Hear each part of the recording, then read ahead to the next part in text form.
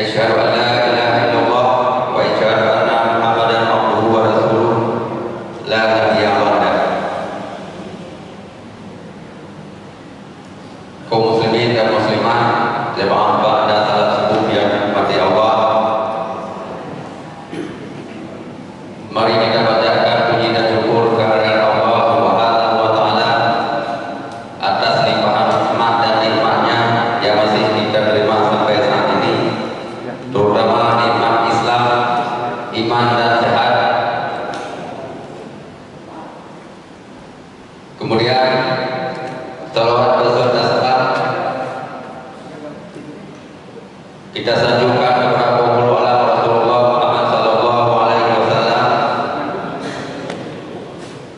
kepada sahabatnya, kepada keluarganya, kepada sahabatnya, dan kepada kaum muslimin dan muslimah yang masih mengikuti usaha beliau sampai akhir zaman.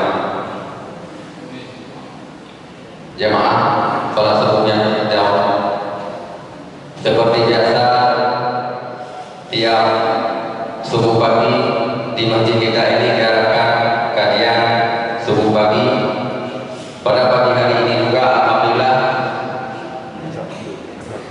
kajian subuh pagi ini dengan tema mengharap keberkahan bulan Ramadan.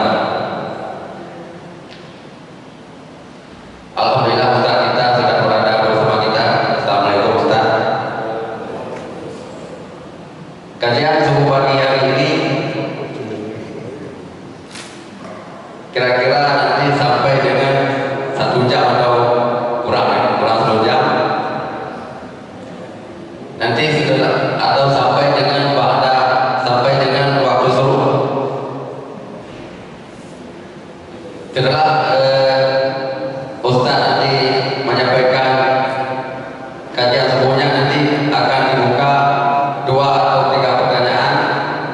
Diharapkan kepada jemaah pertanyaannya ada yang berhubungan dengan tema kajian pada pagi hari ini. Bagaimana kita mengharapkan keberkahan pada bulan Ramadan ini? Mari kita dengarkan paparan Ustaz Bapak Haji Amin Nurani. Kepada Ustaz kami persilakan dengan segala hormat.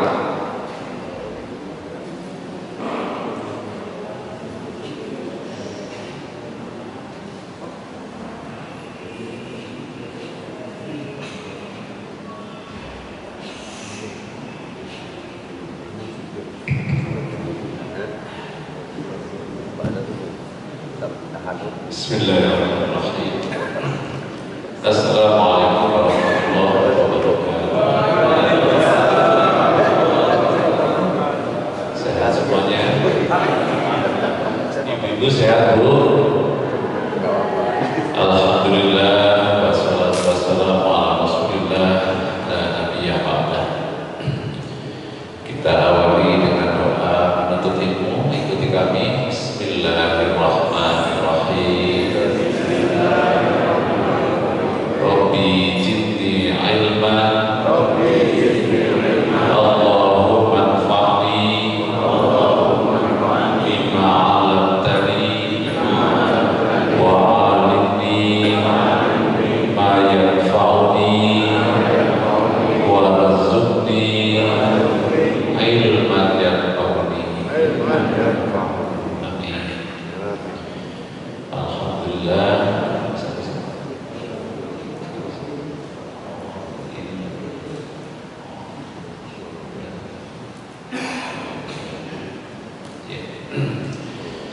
Para jemaah sekalian, puasa yang berpengaruh kepada ampunan,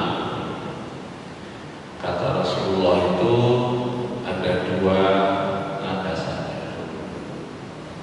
Pertama adalah iman. Imanan itu artinya ia yakin bahwa itu memang perintah Allah, dan dia yakin di balik puasa ini adalah kasih sayang Allah, sehingga orang yang berpuasa imanan dia akan ikhlas dalam menjalankan puasa.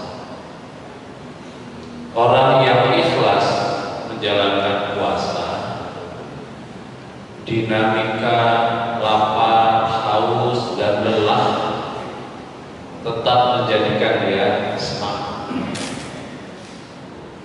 Karena puasa yang ikhlas itu membuat jiwa itu senang. Kalau jiwanya senang, segala macam romantika kesulitan puasa tetap dia akan nikmati. Itulah ibadah yang didasari dengan iman. Ya. Yang kedua, ikhtisaban. Ikhtisaban ini menurut Imam An-Nawawi dalam Syarah Muslimnya maknanya adalah penuh hasrat, penuh keinginan yang kuat, keinginan yang kuat dalam mengisi Ramadan.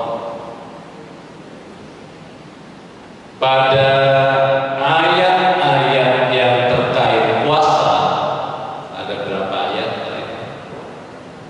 Al-Baqarah 183, terus 84, 85, 86, 87. Jadi puasa itu ada dalam 5 ayat surat Al-Baqarah saja. Kalau kita baca di ayat-ayat ini, pertama, Allah mewajibkan puasa itu untuk memuliakan Allah, dan Allah pilih Ramadan menjadi salah satu bulan yang berkah karena juga menyambut turunnya Al-Quran. Adanya malam Lailatul Qadar di bulan Ramadan juga terkait dengan Al-Quran. Nabi Muhammad itu ditalaki oleh malaikat Jibril juga di bulan suci Ramadan. Malaikat yang paling tinggi derajatnya juga terkait dengan Al-Quran, yaitu malaikat Jibril. Sedangkan Nabi yang paling sempurna, Sayyidul Mursalin, adalah Nabi yang memang mujizatnya adalah Al-Quran. Sehingga orang-orang yang berpuasa di bulan suci Ramadan harapannya jiwanya bersih, pikirannya bersih, jernih, sangat mudah untuk bisa menerima isi nilai-nilai Al-Quran. Maka tidak salah kalau Ramadan itu isinya adalah sedikit-sedikit baca Quran, sedikit-sedikit baca Quran. Jangan dibalik. Kalau dibalik gimana? Baca Quran sedikit-sedikit baca Quran. Yang kedua, ada di tengah-tengah ayat tentang puasa perintah untuk berdoa. Wa idza sa'alaka 'ibadi anni fa inni qarib. Rasul menegaskan orang yang berpuasa dari sahur sampai futur itu waktu-waktu yang doanya dikabulkan. La tuwa, ada 3 yang tidak ditolak oleh Allah doanya. Salah satunya orang yang berpuasa sampai dia futur. Masya Allah. Maka bagi orang yang sedang berpuasa, nikmati itu dengan banyak berdoa. Seperti tadi, sedikit-sedikit doa. Bagi anak kita, sedikit-sedikit kita doakan, Robbi habli minas sholihin, Robbi habli minas sholihin. Begitu. Di lampu merah, lagi nunggu panas, terik gitu kan. Doain orang tua kita, Rabbana fir lana wa li walidayna warhamna kama rabbayani. Jadi memang isi betul ini memang nikmati Ramadan. Subhanallah. Ya, Ikhwan, kembali ke tema. Ini saya ingin menyampaikan tentang cahaya Allah. Surat An-Nur Penamaan surat An-Nur itu ya dari ayat yang ke-35. Dan mudah-mudahan ayat ini menjadi hidayah bagi kita pagi hari ini. Boleh dibaca bersama-sama untuk menambah keberkahan. Saya dulu atau bareng-bareng? Kelihatan nggak dari saya? Asal kalau kelihatan gitu. Ya. A'udzu billahi minasy syaithanir rajim. Bismillahirrahmanirrahim. Mau bareng-bareng apa saya duluan? Ustaz duluan, yang lain ikuti kapan-kapan gitu. Allahu nurus samawati wal ardh, mathalu nurihi kamishkatin fiha misbah, al-misbahu fi zujajah, az-zujajatu ka'annaha kawkabun durriyyun yuqadu min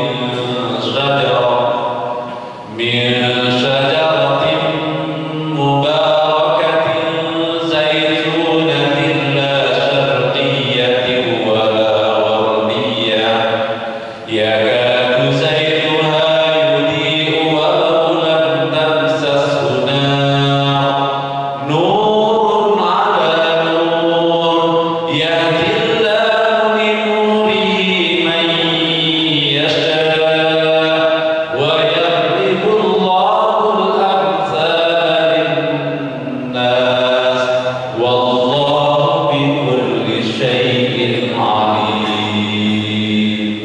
Surat apa? Ayat yang berapa? Judulnya apa? Allah adalah cahaya di langit dan bumi.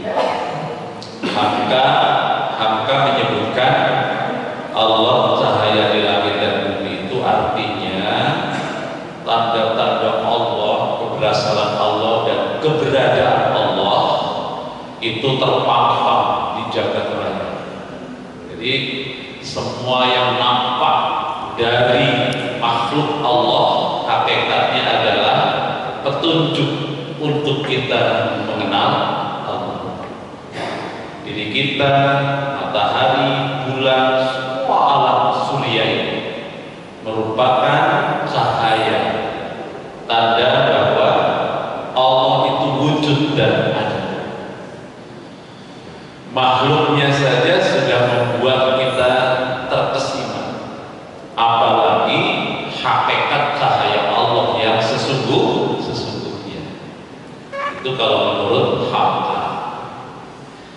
Kalau menurut tafsir Ibnu Katsir, cahaya Allah di langit adalah matahari, bulan, itu cahaya Allah di langit. Cahaya Allah di bumi adalah para nabi dan Al-Quran yang dibawanya. Itu menurut Ibnu Katsir. Allahu nurus samawati wal ardh.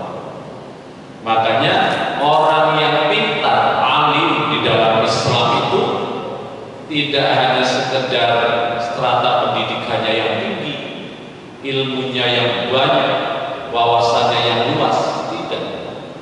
Tapi alim dalam perspektif Al-Quran adalah orang yang berilmu dan puncak ilmunya itu mengenalkan dia kepada Allah. Jadi orang yang berilmu kemudian semakin mengenal Allah, itu yang disebut dengan alim. Dan tidak berhenti di sana, wa amila bi ta'atihi. Tanda kealimannya diwujudkan dengan ketundukannya dalam menjalankan perintah Allah. Dan tidak berhenti di sini. Kata Imam Al-Marwazi yang ketiga, wajib menjauhi segala bentuk yang dimurkai oleh Allah Subhanahu wa taala. Itu definisi orang yang berilmu dalam Islam.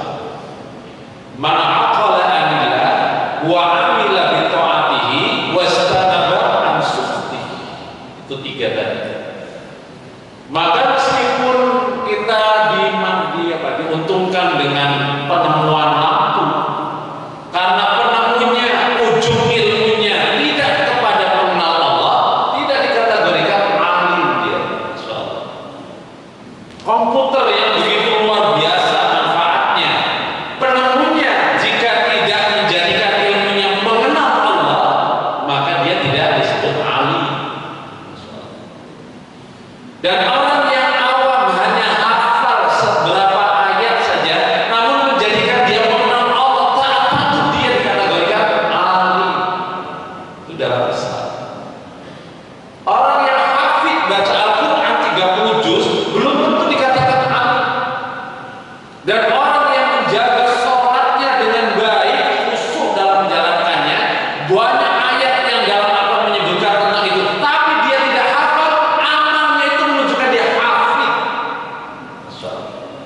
Jadi hakikat ilmu itu adalah kepada amal. Maka kalau orang yang tulis amal, ain, mim, lam, ilmu, ain, lam, mim, 3 huruf yang sama, hanya peletakannya yang berbeda. Amal, alim, ilmu, amal, ilmu, yang menunjukkan satu keserasian. Tidak banyak manfaatnya ilmu kalau tidak diamal. Dan karena buah ilmu itu adalah amal. Jadi kalimat yang mirip, ya kan?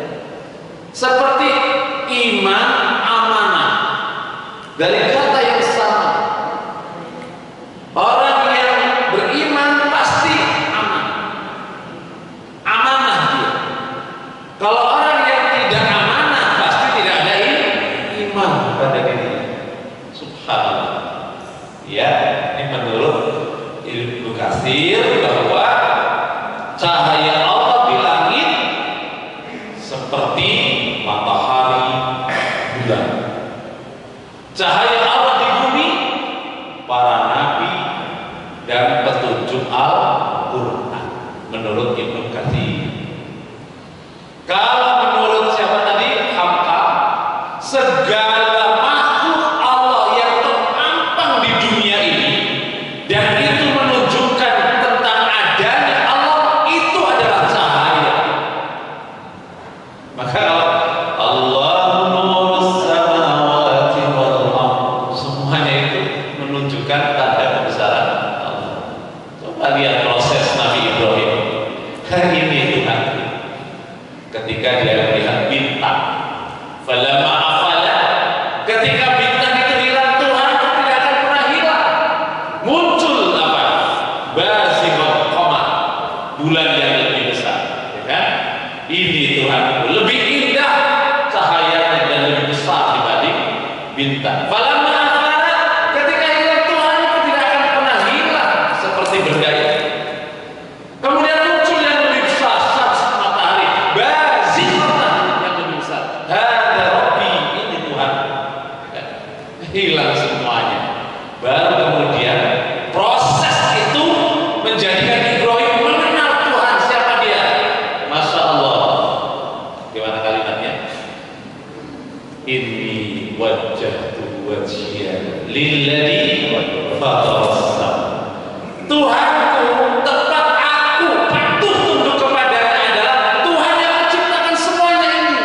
Nah, jadi dia melihat benda-benda ini menjadi satu instrumen wujud Allah, adanya Allah sang pencipta.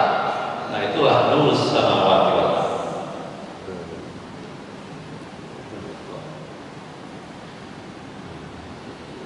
Kemudian Allah menjelaskan mathalun nurihi, perumpamaan cahaya kamishkatin, seperti jendela di suatu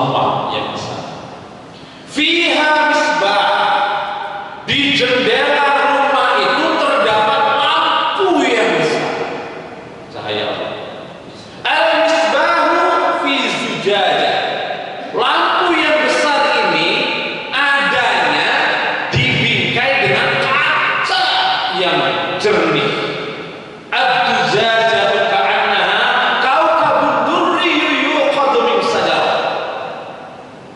Kacanya saja seperti bintang yang gemerlap cahaya. Ini belum lampunya, baru cahayanya apa? Baru kacanya saja itu sudah berkelap-kelip seperti bintang. Ya Allah.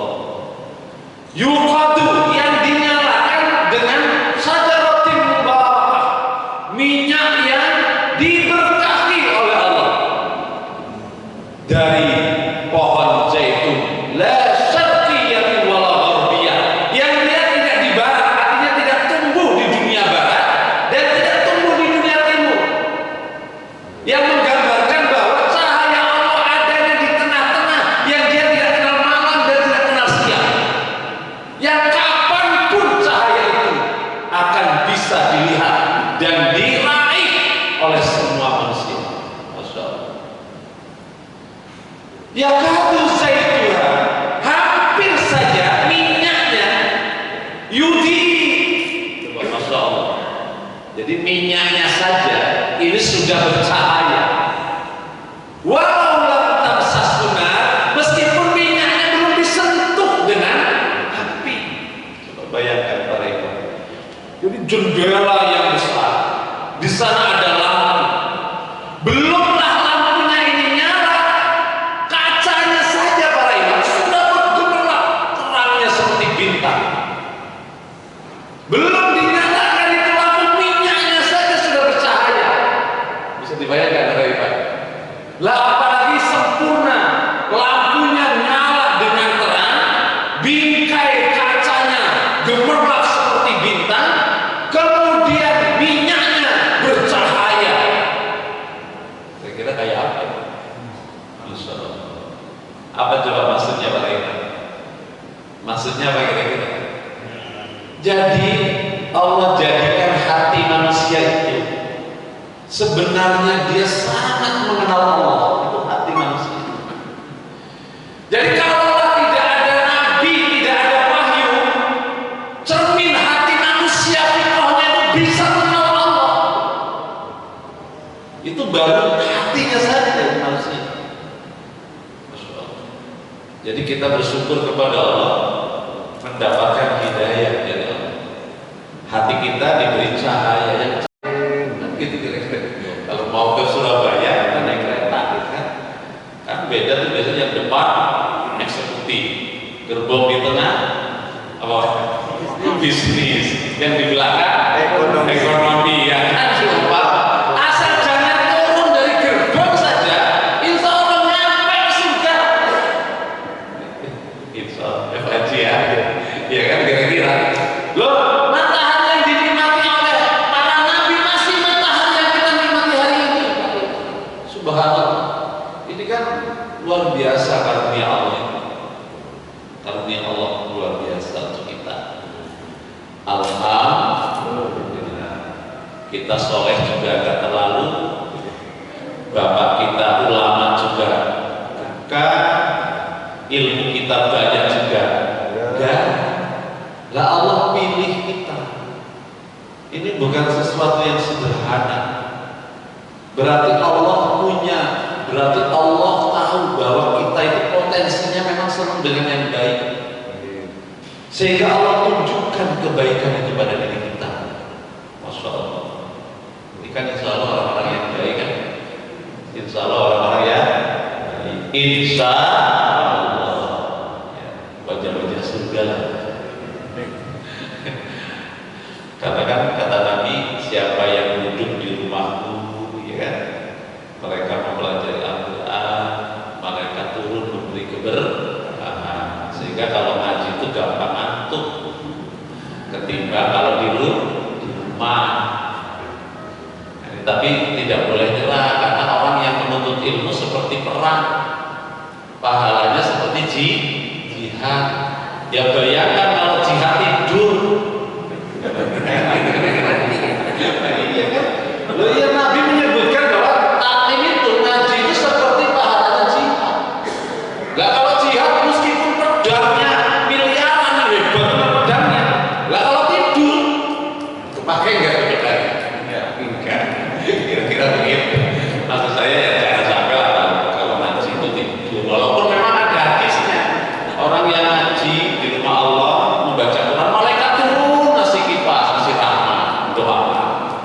Nah, gitu kan. Makanya kalau yang banyak hutang ke masjid cepet tidur, lupa hutang. Tapi di sisi lain Rasul menggambarkan orang yang mencari ilmu itu seperti orang yang di medan perang. Nah, kalau di medan perang terus tidur ya, agak tidur ya, masih gak ada yang ngantuk sih sini. Masa baru sahur udah ngantuk gitu kan? Lanjut. Nah, lanjut pada ayatnya berikutnya. Nurun ala nur, cahaya Allah di atas cahaya. Jadi para ikhwan dalam berbagai tafsir, ada tafsir fi zilalil Quran, ada tafsir Misbah, ada tafsir Al-Munir, ada tafsir lagi Al-Maraghib. Ini menunjukkan bahwa gambaran Allah tadi, kaca yang gemerlap, lampu yang terang, minyak yang bercahaya. Sesungguhnya cahaya itu menjadi contoh ibarat misalnya hati manusia itu sudah bercahaya. Makanya fitrah manusia itu beragama alas bikum qalu bala syahidna. Begitu. Jadi Allah ciptakan manusia, jiwanya itu sudah seperti lampu. Tanpa Al-Quran, tanpa ada Rasul, mereka sebenarnya bisa mengenal Allah. Apalagi kemudian hati yang sudah bercahaya itu diiringi dengan hidayah Al-Quran, ada petunjuk yang dibacakan, yang diterangkan. Mestinya lampu itu semakin terang. Begitu. Apalagi kemudian di samping hatinya sudah bercahaya, Al-Qurannya itu bercahaya, ada orang-orang yang memang datang untuk memberikan petunjuk itu, yaitu para nabi dan rasul. Lengkap sudah. Jadi di dunia ini kalau ada manusia yang mereka tidak beriman kepada Allah, itu diibaratkan masalah manusia yang benar-benar apa istilahnya gablek. Jadi di dunia ini kalau ada manusia yang tidak beriman kepada Allah, memang sesungguhnya manusia yang sangat luar biasa. Kenapa? Jadi itu masalah. Bisa dipahami tadi? Bisa dipahami? Iya. Jadi ibaratnya tadi bumi apa? Matahari, bulan, cahaya Allah di langit dan bintang itu. Di bumi para nabi dan Al-Quran itu semuanya adalah cahaya. Jadi tidak ada kegelapan sama sekali. Gitu kira-kira. Allahu nurus samawati wal ardh. Di dunia ini tidak ada kegelapan sama sekali, yang dimana Allah transparan, wujud ada. Gambaran itu ada pada hati manusia. Hati manusia itu fitrahnya sudah bercahaya. Akalnya itu menunjukkan kepada cahaya itu. Gitu kira-kira. Masya Allah. Apalagi instrumen mata, telinga, hati dan akal dilengkapi lagi dengan hidayah ilmu berupa Al-Quran. Sudah tidak ada kegelapan sama sekali di dunia ini. Kegelapan dalam makna dunia, kegelapan dalam makna hati manusia, nggak ada lagi. Yang ada hanya cahaya Allah. Jadi instrumen mata, instrumen apa nih? Telinga, instrumen akal, itu sudah menunjukkan cahaya semua untuk mengenal Allah. Lah kalau instrumennya sudah begitu jelas masih gelap tidak mengenal Allah, memang manusia yang apa tadi? Dia gablek. Kalau dalam bahasa Al-Quran, kamatsalil himari yahmilu asfara. Himar ini binatang sekelas ada kuda, ada onta, ada apa lagi. Tapi himar ini adalah Masya Allah, binatang yang paling gagah di himar. Nanti coba kita tafsir. Yang kalau hanya bodoh jahil itu masa lebih dari itu? Apa kira-kira? Yang lebih dari bodoh? Idiot. Ini binatang yang begitu. Sehingga ketika ada manusia yang begitu terang dan disebutkan oleh Allah kamathsalil himar. Jadi mereka itu manusia yang tidak beriman kepada Allah seperti yang tadi himar. Yahmilu asfara, yang membawa kitab yang isinya petunjuk, tapi tidak ada satu isi yang petunjuknya bermanfaat bagi dirinya. Gitu kira-kira. Allahu Akbar. Nah, insyaallah mudah-mudahan kita tidak. Amin. Nah, para ikhwan, saya tanya, cahaya Allah itu di mana? Di langit dan di bumi. Di bumi itu di mana? Ini spesifiknya. Di mana itu cahaya Allah? Nih, ayat yang ke-36. Fi buyutin adinallah. Jadi cahaya Allah di muka bumi ini Allah letakkan di rumahnya. Di mana? Di rumah Allah. Jadi siapa yang menghendaki anaknya, keluarganya, istrinya, saudaranya bisa mengenal Allah dapat cahaya, sering ke masjid. Karena cahaya Allah itu adanya fi buyutin. Kenapa Nabi Muhammad SAW sebagai pembawa cahaya ketika Isra Mi'raj diperjalankannya dari masjid ke masjid untuk menunjukkan bahwa rumah Allah itulah cahayanya, tempat cahaya Allah. Jadi kalau orang-orang yang ingin mendapatkan cahaya Allah, ihdinas siratal mustaqim, dia baca terus-menerus, tapi dia tidak mengenal masjid, kayaknya aneh. Karena di masjid itulah tempat meraih cahaya Allah. Nah, saya bangga nih dengan Masjid Al-Barkah. Kenapa saya bangga? Ya kan? Karena masjidnya lebih tinggi dari rumah-rumahnya. Berarti kita lebih mencintai rumah Allah. Kadang-kadang kan banyak tuh yang rumahnya bagus-bagus, nggak ada masjid, adanya musolanya lepet. Sudah musolanya lepet gitu, kemudian kotor lagi. Kan kalau begini kan enak nih kira-kira, asik, bersih. Jadi kalau lagi berantem dengan istri, pergi ke masjid. Kira-kira begitu. Banyak utang pergi ke masjid. Nah, damai. Kan begitu kira-kira. Lah rumah Allah, ya kan? Subhanallah. Jadi indah kita.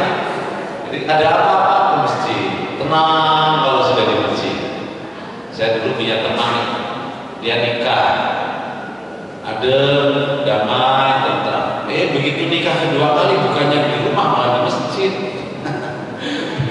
Dengan istri pertama berat, dengan istri kedua berat. Punya istri kedua malah kerjanya di masjid. Berantem melulu.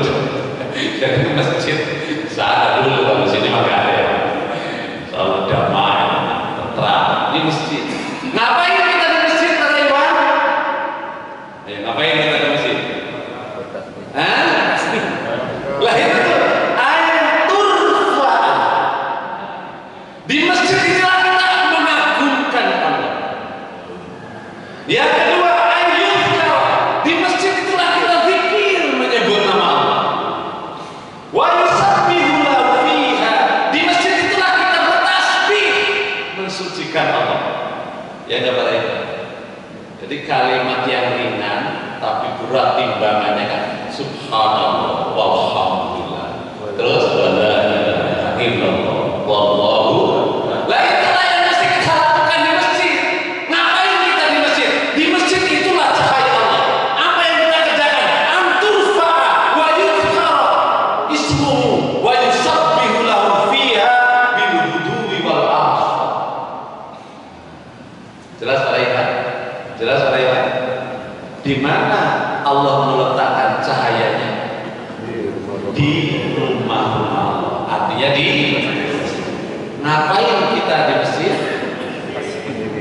Ini nih. Ngapain di masjid? Mengagungkan Allah,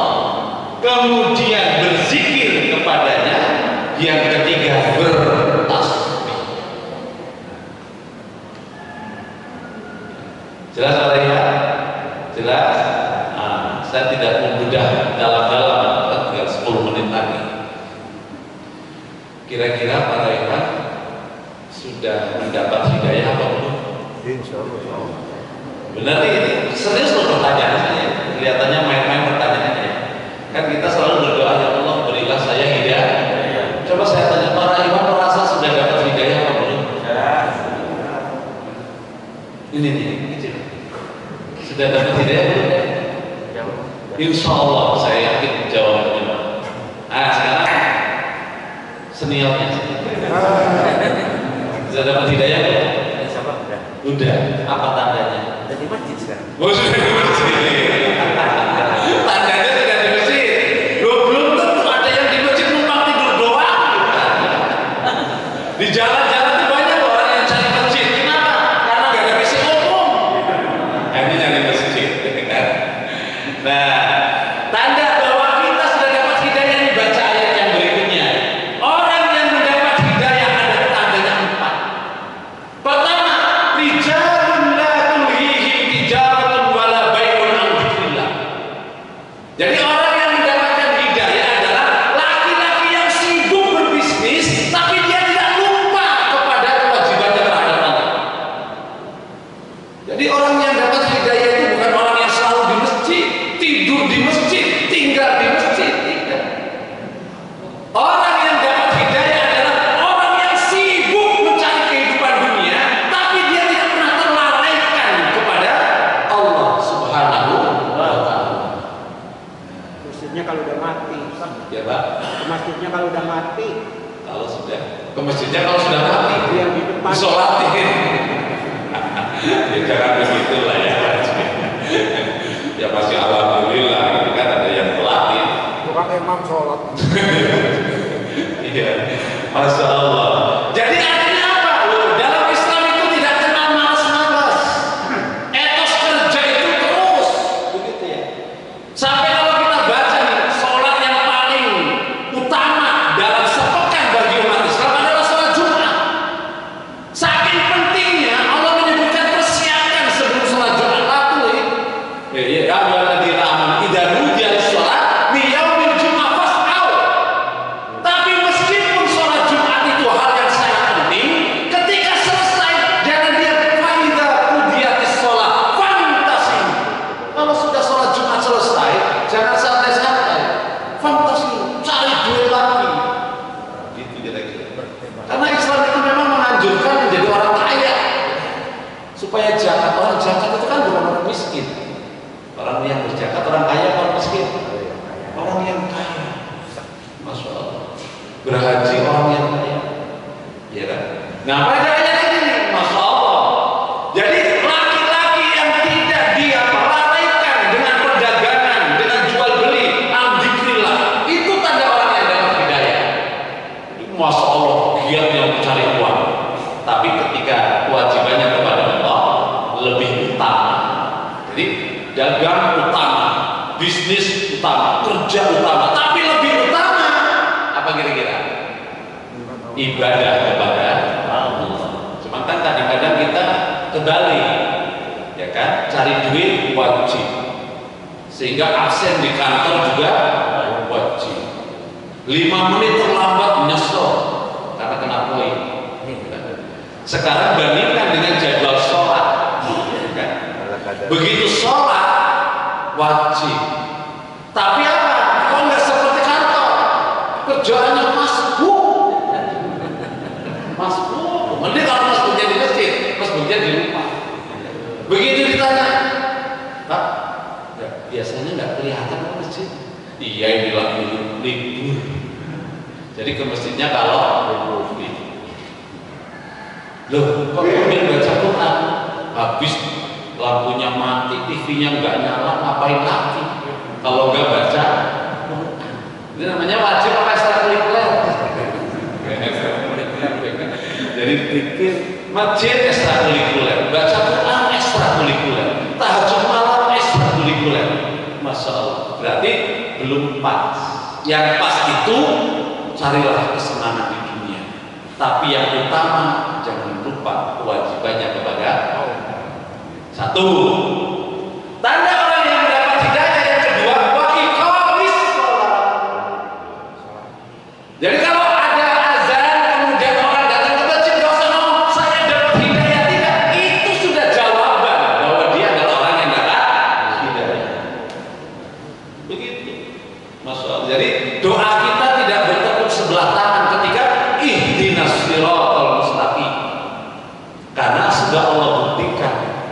Sudah kita buktikan, Allah berikan hidayah pada diri kita dengan kita mau ke masjid.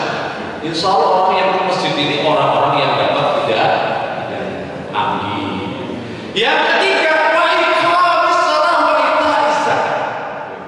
Jadi tidak dibedakan mana kewajiban sholat juga dengan kewajiban zakat. Tidak ada bedanya. Wajar kalau dulu Abu Bakar sangat marah orang yang sholat tapi nggak mau berzakat. Ini kan satu konstruksi yang tidak bisa dipisahkan untuk Islam itu. Satu bangunan yang lengkap dan sempurna. Baru yang keempat, yakhafuna yawman tataqallabu fihi al-qulubu wal absar. Orang yang dapat hidayah itu orang yang selalu gamang dalam dirinya. Takut dia, ya Allah, jangan-jangan nanti saya tidak bisa mempertanggungjawabkan hidup saya di akhirat. Jadi orang yang hati-hati, yang takut kepada Allah, itu tanda dapat hidayah. Dia pernah melakukan dosa besar, takut di hatinya sehingga istighfar, tobat lagi. Dia pernah melakukan, karena orang yang baik itu justru bukan orang yang tidak salah. Orang yang baik dalam kacamata Islam itu bukan orang yang tanpa salah, tanpa dosa. Justru orang yang baik adalah orang yang ketika salah dan berdosa segera dia kembali bertaubat kepada Allah Subhanahu wa Ta'ala. Itu tanda hidayah. Subhanallah. Bisa dipahami Pak Ibu? Jam 6 kurang 10 menit. Bijak kalau sebelum selesai dibuka ruang tanya jawab. Hari ini kajian kita surat apa? Surat An-Nur. Apa makna surat An-Nur? Ayatnya yang berapa tadi? 35, 36, 37. Ya, Masya Allah. Cahaya Allah itu adanya di mana? Di muka bumi. Di rumah Allah, di masjid. Kalau kita di masjid ngapain? Mengagungkan Allah, berzikir kepada Allah, bertasbih kepada Allah. Coba saya ulangi. Kalau kita di masjid kita ngapain? Mengagungkan Allah, terus berzikir kepada Allah, terus siapakah mereka yang dapat hidayah? Satu, orang yang tidak lalai dengan kewajibannya kepada Allah. Yang kedua, orang yang mendirikan sholat. Yang ketiga, orang yang membayar zakat. Yang keempat, orang yang takut kepada Allah akan azabnya. Mudah-mudahan kita termasuk di dalam. Wallahu a'lam bishawab. Mudah-mudahan gak ada yang tanya.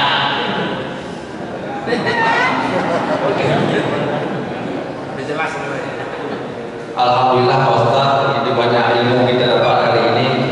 Semoga bisa menjadi landasan hidup kita dalam beribadah pada hari. Jamaah kaum muslimin dan muslimat, jika kita buka sesi tanya jawab 1, 2, atau 3 pertanyaan. Pertanyaannya insya Allah yang berhubungan dengan tema kita pada pagi hari ini. Siapa yang duluan? Pak Toto.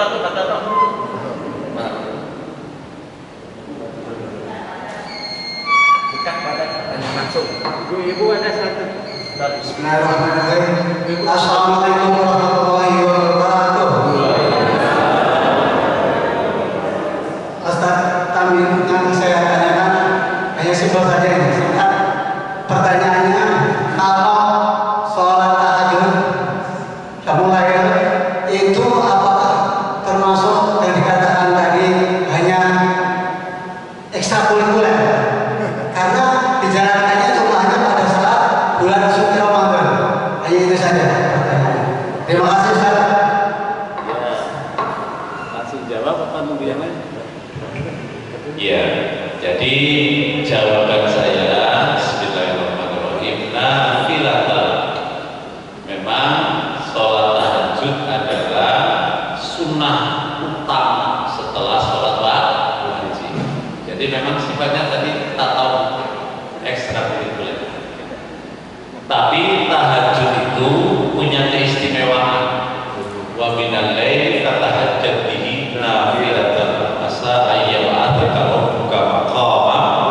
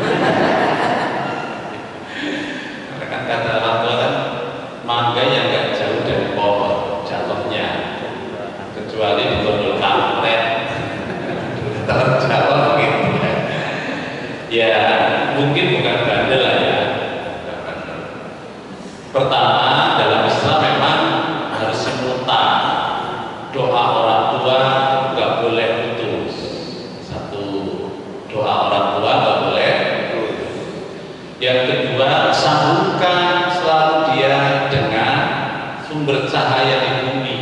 Maka Rasul mengajarkan 7 tahun sudah mulai diajak ke masjid, 7 tahun, 10 tahun. Itu supaya nyambung antara fitrahnya dengan tempat hidayah dari Allah.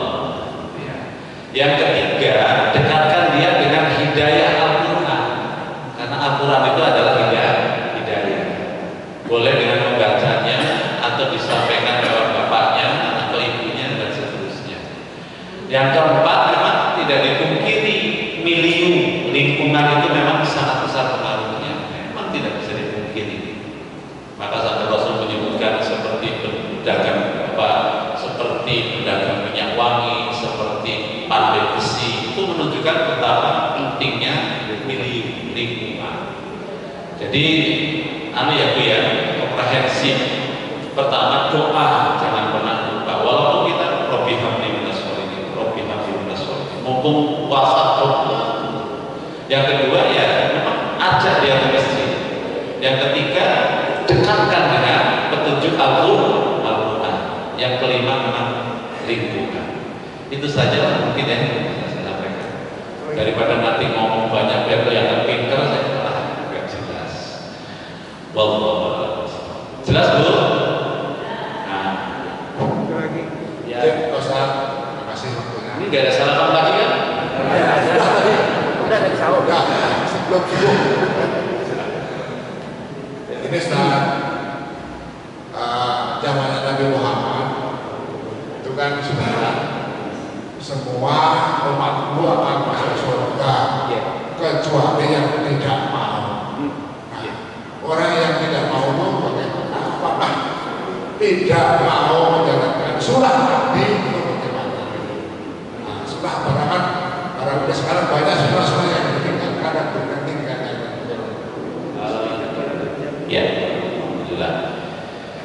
Ya, baik para ibu sekalian, tentang pertanyaan illa man aba, kecuali orang yang enggan. Jadi bahasanya enggan. Tahu tapi enggak. Nah ini kan masalahnya tahu tapi enggak. Orang tahu kok baca Quran itu baik, tapi tidak semua yang tahu kemudian membaca. Orang tahu kok bahwa ke masjid itu bagus, tapi tidak semua yang tahu. Tidak semua yang tahu dia ke masjid. Nah, makanya disebutkan hilang. Orang tahu kok bahwa kewajiban puasa itu bagi orang beriman, tapi ternyata tidak semua orang beriman. Ada yang ngaku beriman, ada yang memang beriman beneran, kan begitu. Nah kalau yang puasa imannya beneran, tapi kalau yang nggak puasa ngaku beriman saja dia, karena nggak mau buat puasa. Kecuali orang yang tidak mau. Nah tidak mau itu faktornya banyak. Bisa saja karena jarang ngaji. Kan? Jadi kemauan itu kan ada dorongannya. Makanya Allah fa'al hamaha fujuraha wa taqwaha. Pada diri manusia itu ada potensi fujur, jelek, ada potensi baik. Nah, potensi fujur dan baik ini perlu didorong, itu namanya hawa. Perlu dorongan ya, perlu dobrakan. Nah, salah satu pendobraknya bisa berupa ilmu. Begitu. Ya memang tidak semua orang mampu itu. Maka kita tadi bersyukur kepada Allah, kita termasuk orang yang diberi tahu dan diberi kemauan sehingga mau ke masjid. Nah, coba kadang-kadang saya lewat di arah masjid, duduk di rumah, dia muslim, pulang dari masjid masih duduk di rumah. Di hati kita masya Allah. Padahal kan namanya tinggal berangkat ke masjid saja kan nggak sampai 5 menit balik lagi. Nah, ya, memang disitulah Allah membedakan mana yang tahu dan mana yang tidak tahu, mana yang mau dan mana yang tidak mau. Prakteknya tidak akan sama orang yang tahu dengan yang tidak tahu. Kan begitu namanya banyak. Tidak akan sama orang yang dalam kebenaran dengan dalam kesesatan. Tidak akan sama orang dalam kegelapan, orang yang dalam cahaya. Begitu. Kita doakan saja ya, mudah-mudahan yang nggak mau menjadi mau. Yang sudah mau mudah-mudahan jadi nambah. Mau ke masjid Pak? Mau. Nah, karena kemauannya masih sedikit.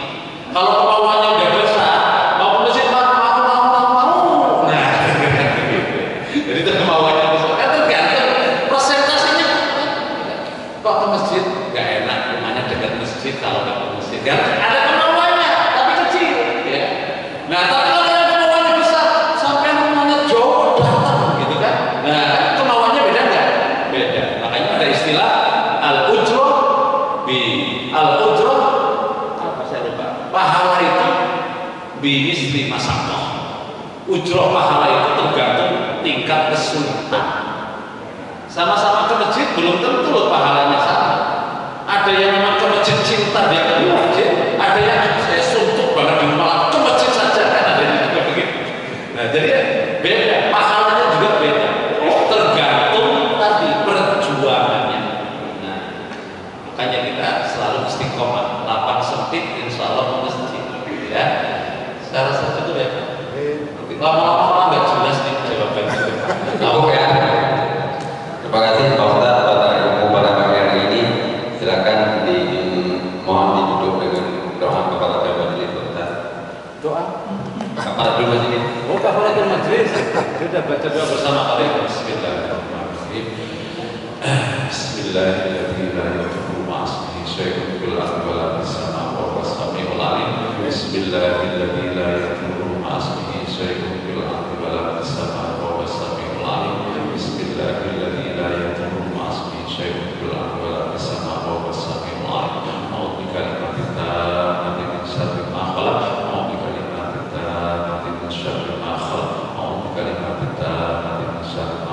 Subhanallah wa bihamdika asyhadu an la ilaha illa anta astaghfiruka wa atubu ilaik. Assalamualaikum warahmatullahi wabarakatuh.